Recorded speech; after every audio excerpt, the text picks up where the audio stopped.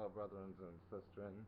It's such a wonder and a pleasure to talk with you again and tell you all of the wonderful experiences in love that I have seen and have learned from the Word of our Father, who continues to bless us and care for us each and every day of our lives and the days of our lives that we don't expressly feel the best about, but it's all to show us how much He loves us and that He truly loves us and expects us to continue following His love even in our worst times.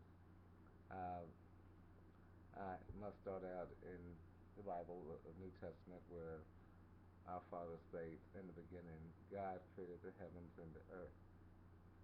Okay, well, that's a broad statement because if we look at the heavens and look at the earth, we see that there are so many things before us that our minds comprehend it and see it, but may not truly understand it. Now, we some call it the universe, some call it Earth, some call it a lot of things, or just land, or some may not even consider it at all. But let me say, uh, it is the beginning of all understanding and learning, and all of our learning has actually come from what God has placed in our lives from the beginning. Uh, and once again, I just want to share a little thought with you all to hopefully gain some understanding and maybe express some additional thoughts and some feedback on what you think about in the beginning.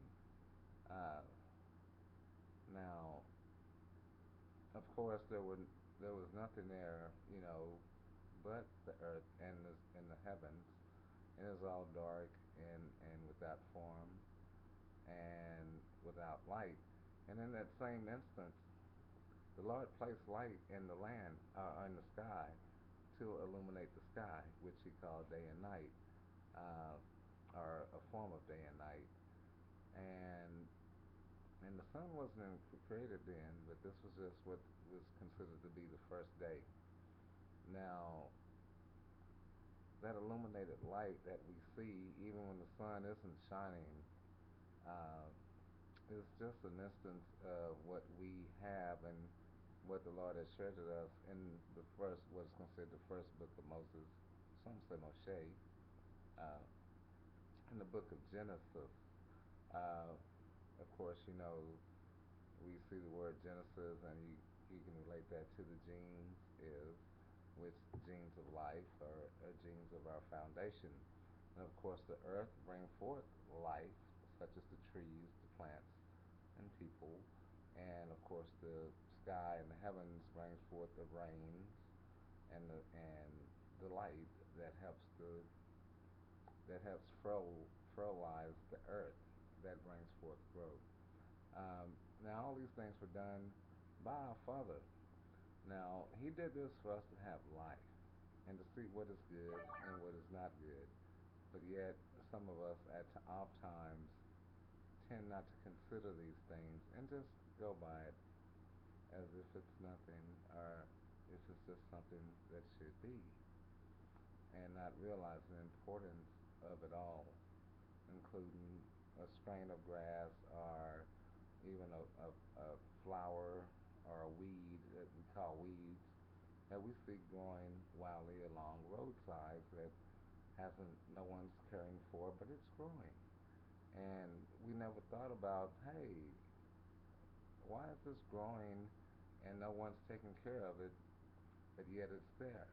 It's there because the love of our Father has given it to us for us to see, and yet we have not responded or we have not interacted to see the beauty of it all, and just think, oh, it's just wild weeds growing on the side of the road. When in actuality, there may be something that may be beneficial to our lives. Because you don't see any other animals or birds or anything using this what was considered wild uh, plant. Now, you I guess I'm trying to stress because most of us consider it as being, well, that's just some old weeds that's just growing on the side of the road because a lot of us has been taught to think negatively about positive things, and are we've been taught about it negatively, not purposely in most instances, but through a lack of understanding of what we're seeing. So by gathering understanding from people as myself and others, you may understand that this isn't just a wild weed growing along the wrong roadside, or just a wild flower, or just some wild crafted plants that just grew.